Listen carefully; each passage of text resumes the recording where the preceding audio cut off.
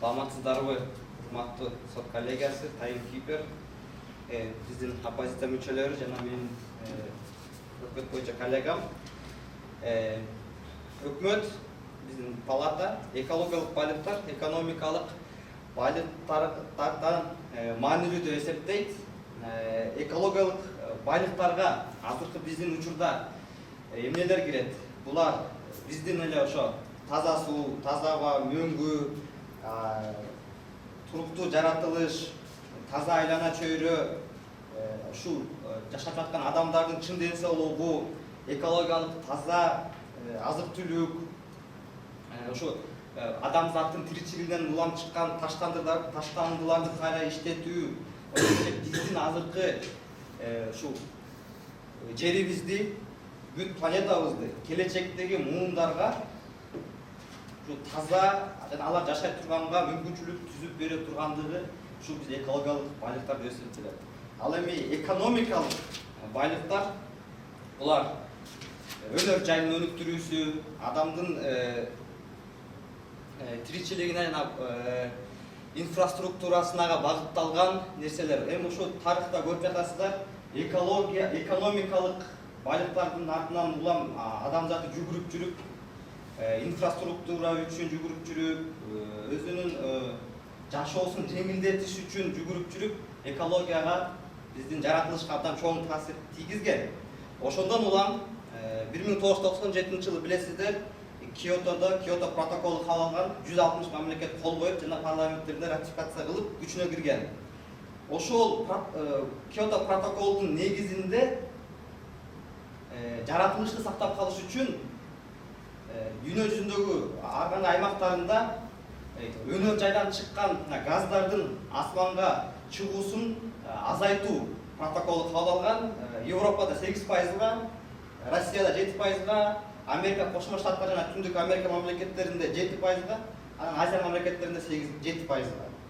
Бул протоколдун бул биринчи раунду 2012 жылы декабрь айында тилекке каршы бүтүп калды жана азыр мамлекеттер бул эл аралык документке кайрадан баш ийип улантып келе жатышат. Ошондой эле эл аралык изилдөөлөр негизинде ошол эле National Geographic'тин дүйнөдө температуранын улам жыл сайын бир температурага көтөрүлүп жатат. Ошондон улам биз сунуш киргизебиз өкмөт. Киото протоколун ошо кайрадан ал ишке кирген, бирок ошо биринчи раунддун азыр экинчи раундга өтөлүп сунуштап жатабыз жана 2024 жылга чейин ушу раундду бекитип, ошол эле Европа мамлекеттеринде газ өнөр жайдан чыккан газды асманга чыгуусун 8 эмес 10%, Россиядан 7 эмес 11%, Америка Кошмо Штаттар жана Түндүк мамлекеттеринде 7%-дан 10%, жана Азия мамлекеттеринде да 7%-дан 10%га көтөрүп, ушуну 24 жылга чейин бекитүүнү сунуштап жатабыз. Эмне үчүн? Себеби биринчи раунд 10 жыл узарды, 10 жылда ушу 8-7%дан тилекке каршы жакшы натыйжа берген жок. Дүйнөдө температура улам көбөйдү. Кийин мен өкмөт мүчөлөрүм силерге экологиялык катастрофалар боюнча так маалымат берет. Ошондуктан биздин сунушту баары колдойт деп эсептейбиз. Себеби экологиялык байлыктар 1 мүнөтүм бар, бүттүбү? 30 секунд кошмок кыласыздар. Ошондуктан туруктуу өнүгүш үчүн биз мамлекеттерди Киото протоколун колдоп жана бара-барадан жашыл экономикага өтүүнү сунуштайбыз. Бул жерде өкмөттүн башчысы айтып кетти, экологиянын багыттары кыйын деп экономиканы караганда. Мисалы, бул жерде айтсам, таза суу, таза аба, ден соолук, бул бардыгы жакшы. Бирок ошону кантип биз алып келебиз? Мисалы тарых боюнча айтып кетсек, температура дагы эме бар. Ошо биздин жер боюнча цикличность деген бар. Цикличность. Тарых боюнча ледниковый период да болгон, всемирное потепление дагы болгон. Азыр ошол абалда бизде азыр ушундай эле цикличность боюнча всемирное потепление болуп атат. Буга эч кандай биздин экономика боюнча вмешательство, биздин ошол эле экономика боюнча газовый эме чыгара турган немелерибиз бул кичинекей эле пайыз. Өзү экология боюнча бизде канча эме бар, вулкандар бар. Бир вулкан когда просыпается, жарылганда канча эме газовый эмелерди чыгарат. Өзү эле жерибиз билет алгандай эме боюнча выбросы газов ошо көп эме болуп атат да. Ошондон эле көп зыян болуп атат. Анан кийин эме айтып кетсем,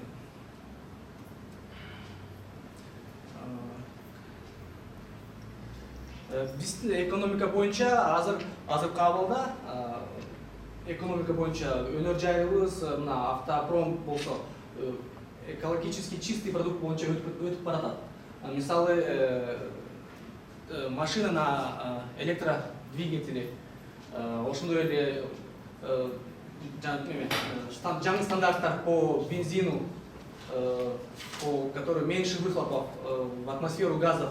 Биз ошол экология боюнча жардам берип атабыз, наоборот. Экологияны бузбай, биз жардам берип атабыз. Ошол нерселерди билип алгыла. Анан кийин электричество катары. Бизде азыр көбүнчө ветряные мельница, жер жүзүндө болсо ветряные мельница, анан кийин солнечные батареи дегендер бар. Анан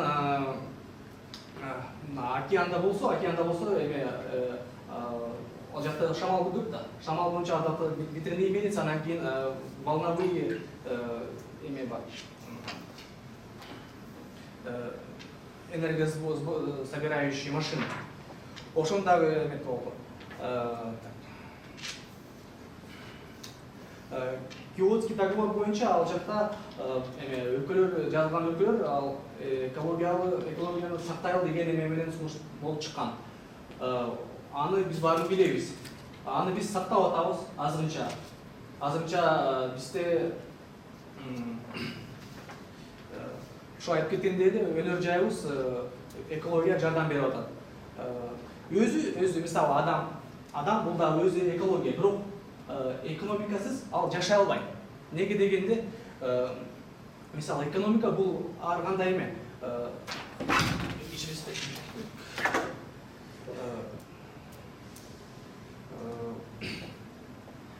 полностью по всей системе экономики если брать, то получается азыркыда жаңы эме өзгөрүүлөр кирип баратат. За сохранение природы бул использовать мындай десем, мына биздин адамдан мусорубуз болсо, мусороперерабатывающий заводдор ар бир шаарда ачылып атат. Бизде азыр жок, бирок кээ бир учурда ачылат да. Биз эми алда келебиз. Баарыбыз билебиз, туурабы? Бир күн болот ал деле күн. Анан кийин адам эле бул экономика бул эмне? Бул сложный механизм, всеохватывающий организм, который обеспечивает жизнедеятельность каждого человека. Экономика болбосо, азыр көрүп атасыздар кандай согуштар болуп атат. Экономика болбосо дагы ошол адам эле өзүн өзү өтүп коюшу да мүмкүн. Неге дегенде экономика бул коомдун эмеси да взаимосвязь между обществами через экономику. Экология менен кандай взаимосвязь? 30 секунд. Ошол үчүн экономика биздин биз билебиз, экология бул баалуулук аябай чоң. Бирок экономика баалуулугу бирке өйдөрөөк экологиянын баалуулугунан караганда. Биз эсептейбиз ошону эстеп алгыла. Чоң рахмат, урматтуу сот, урматтуу таймкипер, менин каршылаштарым, менен айыл коллега. Биз эмнени айтып атабыз? Өкмөт башы чыгып, көптөгөн экологиялык байлыктарыбыз боюнча айтып кетти, мөңгү сууларыбыз бузулуп атат деп айтып кетти. Тилекке каршы бул жактан аларды мындай төгүндөгөндү көрө алган жокпуз. Анан кийин айтып атат, акча атынан адамдар кубалап, ошол акчанын айынан канчалаган экологиялык катастрофалар болуп атат деп атат. Эми ошол экологиялык катастрофалар биринчи мен төгүндөп айтып кетейин. Бул оппозиция башчысынын сөзүн. Айтып атат, тарыхта ледниковый период, анан глобальное потепление дегендер болгон деп. Туура. Болгон, эмне биз кайра ошону башчысына өткөзөлү. Булар ошондой деп атышат да. Алар болгон эми болуп деле келе атпайбы, боло берсин деген сыяктуу айтып атат. Биз жок, ошонун алдын алып, биз жашыл экономика менен таза кылалы деп атабыз баардыгы. Анан кийин машиналар деле газ менен жүрөт. Эми канча процент газ менен жүрүп атат? Муну эске алыңыздар. Азыр Бишкектен газ эмес, бардык машиналардын баары эле бензин. Ошону бир Бишкекте почтасында айткандай, элден дагы машинасы көп деп, бизде 5 миллион машина болсо, анын бир эле проценти газ менен болсо керек менимче. Калгандардын бардыгы эле жанагы бензин менен жүрүп атат. Анан биз ошолорду кандай деп атабыз? Биз ошолордун бардыгын жашыл экономикага айландырып, фильтрация коелу деп атабыз. Анан кийин солнечный батарея жана башка океандан чыга турган нерселер. Эми жок, бул солнечный батареялар канча процент? Дагы эле ушуну эске албай атасыздар да. Канча процент? Силер ушуну айтышыңар керек эле. Булар өтө эле аз менин билишимче. Анан кийин эми өкмөт башчысы, оппозиция башчысы айтып атат. Өнөр жайыбыз экологияга жардам берип жатат деп. Өнөр жайлар экологияны бузуп атат. Урматтуу оппозиция башчысы, биз ошолорду фильтрация кылып жашыл экономикага айландыралы деп атабыз. Биздин идеябыз ошондой болуп атат. Анан кийин дагы айтып атабыз, адам дейт, өзү экология дейт да. Эми адам өзү ошол экологияны дагы эле айтайын. Адам өзү экология туура, бирок эң жаман экологияда бускан. Мусор жердин бар, мына Бишкекте канча жердин бар мусор басып жатат. Ошону дагы эске алышыбыз керек. Мусор кайра иштетүү заводдор бизде жок да азырынча, туура өзүңүз айттыңыз. Жок, анан андай күнгө жетербиз деп. Биз сунуштап атабыз. Ошондо жана Киото протоколун киргизели. Ошол менен мусор перерабатывающий заводдорду куралы, адамдардын эмесин сактайлы деп. Анан кийин адам экономикасы жашай албайт деп. Жок, биз айткан жокпуз экономикасы жашасын деп. Биз айтып атабыз, экономика эгерде биздин экологиялык байлыктарыбыз, биздин экономиканы биз өндүрөбүз деп, биз экологиялык байлыктарды бузуп албайлы. Алар биздин эртеңки балдарыбызга, эртеңки келечекке өткөзүп беришибиз керек. Мисалы үчүн кумтөрдү карагыла, азыр касып атат, биздин мөңгүлөрдүн бардыгы эрип, агып кетип атат. Эгер мөңгү жок калса, эртең биз сууну каяктан сатып алабызбы? Ошону эске алып коюңуздар. Анан кийин жанагы айткан сөзүңүздү дагы төгүндө иретинде айтып кетейин. Баарыңар билесиңер, мисалы үчүн Аравия менен Борбор Африка экөө мындай картадан караганда экөө жакын жайгашкан да. Бирок эмнегедир Аравияда чөл. Ал эми Борбордук Африкада, Борбордук Африка мамлекетинде токой, джунгли. Эмне үчүн? Анткени, урматтуу оппозиция, Аравияда нефти иштеткендиги үчүн, ал жакта нефти ушунчалык чоң производство чыгарышат, ошон үчүн бардык жердин баары чөл болуп кеткен. Эмне үчүн Африкада андай болбойт? Экөө жакын эле жайгашкан. Эмне үчүн тиги Африкага жан жайттагы Аравия жакка келгенде булуп тарап кетет? Бул ошонун бардыгы тең нефтин жерде туура эмес, адамдар жерде туура эмес иштеткендигинен пайда келип чыгып атат. Анан кийин дагы мен өкмөт башчым айтып кеткендерге эме киргизип кетейин, расширение. Мисалы үчүн катастрофаларга келсек, кандай себептер менен экология бузулуп атат? Бунун бардыгы акчанын артынан. Мисалда Чернобыль гэси жарылган, билесиңер. Чернобыль гэси, ал жакта канчалаган адамдар өлгөн. Азыркыга чейин Чернобыльде чөө өспөйт. Азыркыга чейин балдары 2 баштуу, 4 буттуу болуп төрөлүп атышат, мутант болуп. Анан кийин British Petroleum, канчалаган адамдар өлгөн 2008-жылы British Petroleum катастрофасында. Анан кийинки Prestige деген жарылып, ал жака 76.000 тонна мунайзат Тынч океанга коюлуп кеткен. Бул Тынч океандын бузушу, анын ичиндеги дагы балыктарды, ичиндеги жан жаныбарлардын канчалагандары өлдү. Чоң рахмат. Андан кийин жок 1 минут бар да. 30 секунд кошконуз. Бхопальская катастрофа Индияда болгон 84-жылы. Ал жакта канчалаган адамдар өлгөн. Металлизациянат деген бир парниковый газ чыгып, 84-жылы 3000 адам өлгөн ошол жылы. Андан кийин последующим 15 000 адам артынан кеткен. Амона Кадис 230 миң тонна нефть құйылып кеткен. Ушунун бардыгы адамдарга залкасын алып келип атат. Жанагы коллегам жакшы нерсени айтып кетти да, протокол аябай жакшы нерсени айтып кетти. Бирок протокол деген 1907 жылы кабыл алып 12 жылы бүттү деп 99 жылы бүтүп калды. Ал дегенчи анткени азыр деген биз деген 21-кылымда жашап атпайбызбы? Азыр экономика баалуу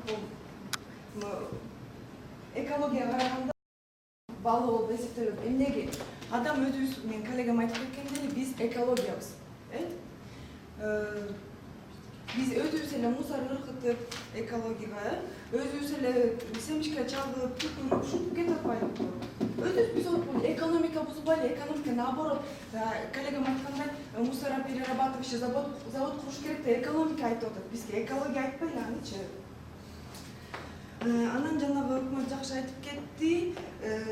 Биринчи неме болуп атат азыр депчи, кайта Киотону киргизип атабыз депчи. Ооба, киргизиш керек, бирок вместе с изменениями киргизиш керек.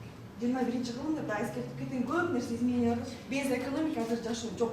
Анткени биз деген акчаны топтоп алабыз, экологияны мынтип сактай бергенде деген ледниковый период алып деген жаратылышта болгон өзүнөн-өзү эметип бар бир биз деген кандай экологияны эметпесек дагы сактабасак да ал нерсе келет бизгечи. Ал келсе акчабыз жок болсо биз кантип сактай алабыз экологияны? Анан акчабыз жок болсо биз эмне азыр 21-кылымга келип туруп таш жейлиби, экологияны жейлиби, бак жейлиби же дагы эмне арыктан суу ичелиби? Туурабы? Экономика керек. Экономиканы өнүктүргөндөн кийин экология сакталат да. Анткени көп нерсе акча керек болот. Сиз эле айтып кеттиңер, мусор деп коллегамдын сөзүн аябай эметтиңер, жок ал завод депчи. Акча жок болсо жок да, экономиканы өнүктүрбөсөк жок да акча. Экономиканы өнүктүрүп туруп, акча чогултуп туруп, кандай гана заводдор курса болот? Азыр деген жакшы деген нерселер бар, специальный международный стандарттар бар, жанагы эме Кумтөр дедиңиз, Кумтөр это единственный проект в нашей стране, который приносит деньги, миллиарды приносит. Единственный проект. Кумтөрдөн эчтеке бизге акча алып келбейт азырынчачы.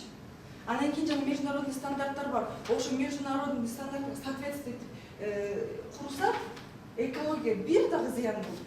Анын баары бүт просчитаны международный эксперттер, биз эле кыргыздар эмес да, если ойлосоңор, кыргыздар өнүккөн жок. Международный эксперттер менен бүт точка запятойго чейин просчитывать этип, каждый процент просчитывать этип, ошону жазышкан, түзүшкөн да. Если биз деген, биздин өкмөт ошону туура кабыл алса, экология бир да зыян түшпөйт деп ойлойм. Анан жанагы Арабия менен Африканы мисалга алып келди да. Мындай да, сиз деген тарыхты окуп же географияны окусаңыз, Арабия илгертен болгон. Ал жаратылыш ул илгертен эле нефть боло элек деле уже Кудай арабтарга кум берип койгон.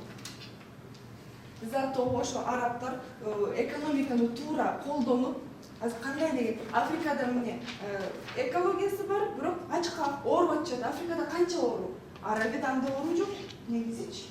Акча. Азыр биз деген джунглядеги эмеде 18-15-кылымда жашаган жокпуз да, первобытное общество эмеспиз да. Сейчас 21 век. Сиз эле жашап, рубашка кийип, саат көтөрүп, ошонун баары акча. Анда саатыңызды чечиңиз, ал деген экологияны бузат, резина вот, пожалуйста, да. Ошону мисалдар көп келтирсе болот да. Биз айткан жокпуз. Теги экономика баалуураак же экологияны аша карабай иштеп сал жок. Экология естественно ал деген биринчи да, бирок экономикасыз экология жок деп эсептейбиз да. Акчасыз азыр экология эмес, жашоо да жок да. Өкмөт башчысы жакшы айтып кеткен экологиянын баалыктарын жашоо, человеческие ценности депчи, ооба, человеческие ценности эмнеден болот экономика, образование болот. Если силер деген кичинекей балаңарга билим бербесеңер, бул экономический ценность, бул экологический ценность, бул биринчи, бул экинчи болуш керек дегенде, ал деген первобытное обществодо эле минтип эле чыгып эле джунгли болуп кетебиз анда. Экологияны сактай деп, таш жеп тиги арыктан суу ичип бири-бирибизди эмне көпө менен сабапчы. Тартип болуш керек. Экономика это и есть 21 кылымдагы тартип да. азыр деген экономика жөнүндө эле түшүп калган жок, разработка болуп атат. Проблема у нас в другом. 30 секунд, пожалуйста. Проблема в другом. Экология, экономикада эмес, жана экономиканы туура өнүктүрүп кетишти. Ошол азыр бизде биринчи проблема болот. Жанагы биздин өкмөт акчаны чөндөккө салбай, экономикага салсын деген азыр вопрос болуп атат да. Экология жанагы айтасыңар Чернобыль, Индия депчи. Индияны деле мисалга алганда кандай гана мусор элдер өздөрү эле кылып атат ошону баарын. Даже эч кандай взрыв деген эме эле жок. Чоң рахмат.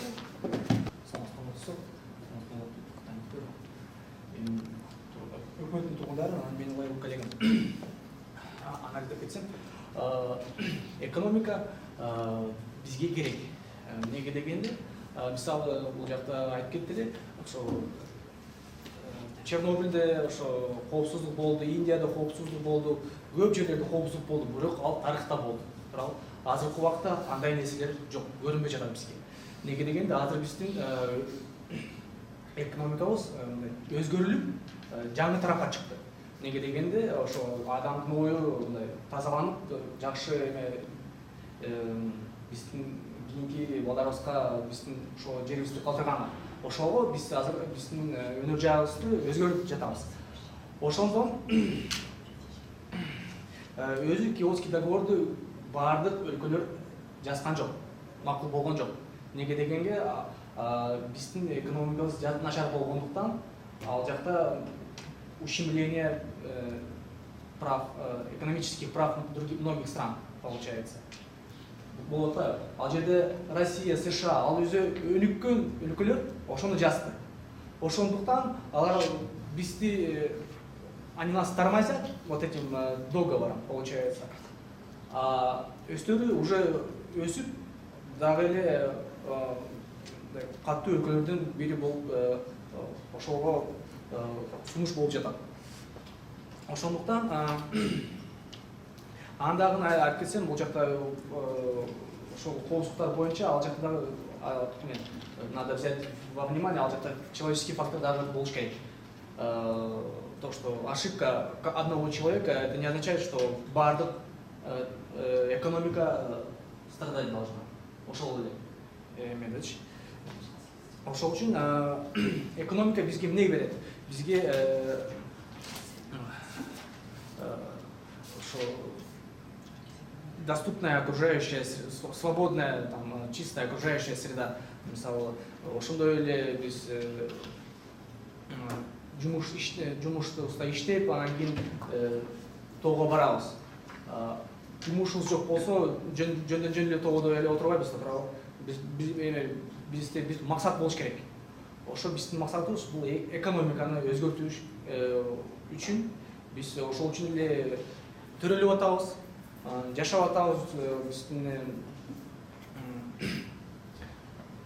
кандай десем, приоритетный максатыбыз ошол болуп атат да азыркы убакта. Бул өзү бардык өлкөлөргө, бирок биздин өлкөбүзгө аябай эме первоначальный максат да. Анан айтып кеткенде, ошо экономика бул взаимосвязь бардык адамдардын ичинде болот. Рахмат. Мисалы, кандай десем, үйдө да экономика бар, үйдөн чыксаңар да эшикте дагы экономика бар, мамлекет тарабын алсак дагы мамлекетте дагы экономика бар. Ошол мамлекеттен анан ошо бардык коом боюнча экономиканы өзгөрткөндөн кийин экономика жөндөн өзү өзгөрөт да. Мисалы, биз экономика боюнча таза шаар кылсак, мисалы, чистые улицы, жаңы эмелерди, парктарды эметсек, ошондо, рахмат, 30 секунд. Ошондо биздин экология өзү өзгөрүлөт. Ошондуктан биз айтып кеткендей аргументтерибиз, биздин линиябыз жакшы болду деп ойлойм. Өкмөттүн келтирген аргументтери сонун болду, бирок алардын аргументтери не мындай десем, не внушали доверие, неге дегенде жаңа дагы 15 секунд. Неге дегенде экономика бизге керек, ошону өкмөт билиш керек. Ошо боюнча биздин аргументтерибиз өкмөттүн аргументтерин жыгытты деп ойлойм. Анан биздин денебиз туруп тургандай эле болуп турат, как вечная китайская стена. Урматтуу сот мүчөлөрү, биринчи ребаттылыкты колдонуп кетип, мүмкүнчүлүгү менен Колкон айымдын Киото протоколу 99-жылы иштебей калган деп жатат, бирок 160 мамлекет тарабынан кол коюлуп жана ратификацияланган.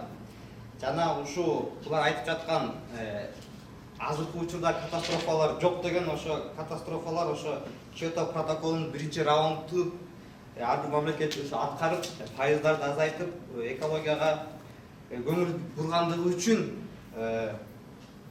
ушуна жыйынтыкка жеттик. Анан протокол ал ишке кирген, токтогон жок, бул раунддар бүтүп калды да. Ошо ага кошумча ошо раундду узарталы деп айттык. Анан эми анализге өтсөм, менимче оппозиция мүчөсү биздин сунушту түп тамырынан колдоп койду. Көп жагынан биз айткан аргументтерге кошулушту. Болгону бул жакта ошо эки жерде эле кагылышуу чекиттер болду. Ошо биз айттык, ошо Киото биринчиси жанакы биз киргизген сунуш Киото протоколунун экинчи раундун ишке ашырып, ага түрткү берип, жана ошо биринчи раундда Россия, США, Америка Кошмо Штаттары, Азия мамлекеттеринде 7-8%, 10%га көтөрүп 24-жылга чейин узарталы деген биздин сунушту булар такыр төгүндөгөн жок, ал сак саламатта калып калды 24-жылга чейин деген. Ошондой эле биз сунуш баш эң аягында айтып кеткенбиз. Кечиресиздер, мен жакшы тактабай калдым ошо убакыт жетпеген үчүн. Жашыл экономика деп. Жашыл экономикага такталбай калдым, тилекке каршы. Бирок жашыл экономика ошо бул эмнени түшүндүрөт? Жашыл экономика бул жаңы идея эмес, урматтуу доктор. Жашыл экономика бул биздин азыркы жырткыч өнөр жайды айтып аткан. Мынакы биздин жаратылышка залакас деп аткан, ошону Киото протоколунун жардамы менен жашыл экономикага айландыралы деп мен акыркы сөзүмдө айтып кеткем. Бул жакта да оппозиция тарабынан кичине түшүнбөстүктөр болуп калдыбы, кагылыш чекиттер болгон жок. Анан эң негизги булардын кагылыш чекит айтып жатышат. Бирок кагылыш чекит деп деле биринчи сөзүмдөн болбой билбейм, бирок экономика бул байланыш деп жатат. Ушул эле бул деле биздин жанакы жашыл экономикага айтканды булар карай толуктап жатышпайбы? Бул байланыш деп. Ошондо төгүндөп кетишсе болмок да, жок, жашыл экономикага өтпөйбүз депчи. Анан эң негизги кагылыш чекит бул адам фактору болду. Адам, билим берүү, булар айтып жатчу, эң булардын сунушу Киото протоколунун сыртка коюп эле билим берүүгө, адамдардын өзүн тарбиялоосуна, билим берүүгө мүмкүнчүлүк берели деп. Билим берүү деле биздин айтып атпайбы? Булардын эң чоң аргументи ушу болду. Биз эске алдык адам фактору депчи. Адамдар өздөрү мусор кылып жатышат, ошондуктан биринчи адамдарга көңүл буралы деп. Бирок биз өкмөт мүчөсү айтып кетти. Акчанын артынан улам, өнөр жайдын артынан улам биздин чоң мамлекеттер жүгүрүп жүрүп чоң катастрофалар болду, чоң залакасы тийди. Анан дагы өкмөт мүчөсү бир нерсени айтып кетти. Киото протоколу башка мамлекеттердин укуктарын бузат деп. 2002 жылы күчүнө кирген, 2012 биринчи раунд ишке ашты. Бүт мамлекеттер аны ратификациялагандан кийин баш ийишти. Анан бул эл аралык норма болду. Бул жерде биздин оппозиция мүчөлөрү ушу себеп кесепет формасына, причинно-следственный себеп кесепетин аныктай алган жок. Бизге катуу аргументтерди берген жок. Жана эң негизги биз жанакы Киото протоколунун экинчи раундун киргизип 24-жылга чейин пайыздарды көбөйтүү, газдардын асманга чыгуусунун залакасын ушул аргументи сак саламатта калды, муну төгүндөп бере алышкан жок. Жана мен айтып кетишти эл аралык стандарттар бар депчи. Ошо кумтөр боюнча, башкалар боюнча ошо эл аралык стандарттар ошо Киото протоколунун жыйынтыгы менен бекитилген. Ошо айланып келип эле ушу Киото протоколуна такалып атабыз жана мамлекеттер ушу бүт Киото протоколунун негизинде иштейбиз. Биз киргизген сунуш ошол болчу.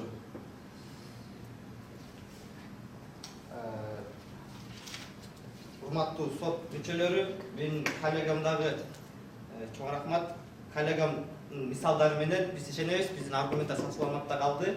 Мына биз бул дебатты уктуп чоң рахмат. Чоң. Андай эмесе дебаттын эрежеси боюнча достук кылып алышыбыз.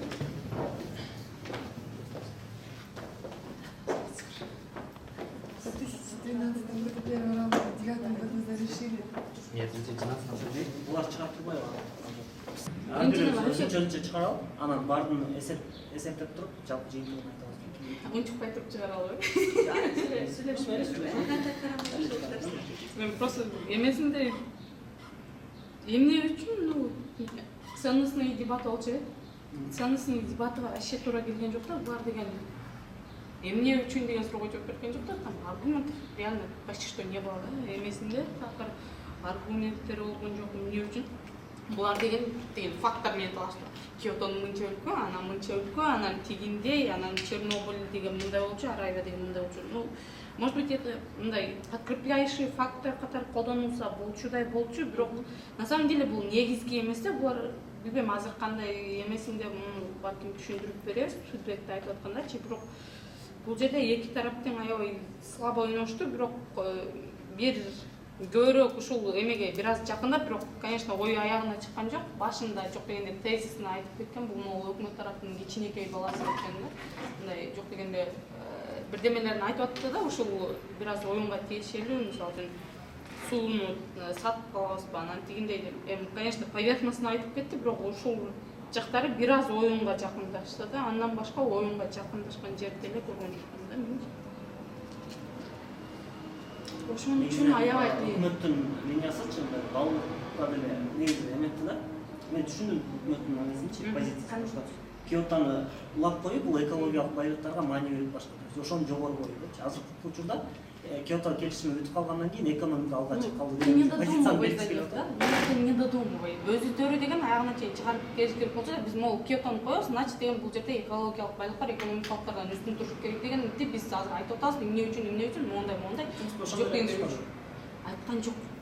Меники боюнча мага да көбүрөөк өкмөттүн позициясы мененирээк болду да. Себеп дегенде булар айтып атат да, что жанагы экономика астыга кетип атат, бирок ошол эле учурда жана экологияга зыян келип келечекке дүйнөнү калтырабыз депчи. Бизге маанилүү таза суу, өңгүлөр, адамдын ден соолугу, таза азык түлүк деп булар киши ценностный жакка Экинчи бала, биринчиси өкмөт башчысынын деле тезис жана айтып кеткендеринде бар. Экологиялык байлыктарды айтып кеткенде бар болчу, ачык сөздөрдү. Анан бул жактан кичине менин оюмча оппозициянын линиясы кичине слабыраак болуп калды. Себеп дегенде булар чынында эле, как правильно заметили, буларга кошулуп кетти да. Экономика бизге керек, потому что экономиканы жакшы развивать этсек биз так и так баягы экологияга жанагы ветряные мельницы, солнечная батарея деп кандайдыр бир ал жак ойлонот дегендей бир немени мындай белгилеп кетишти да.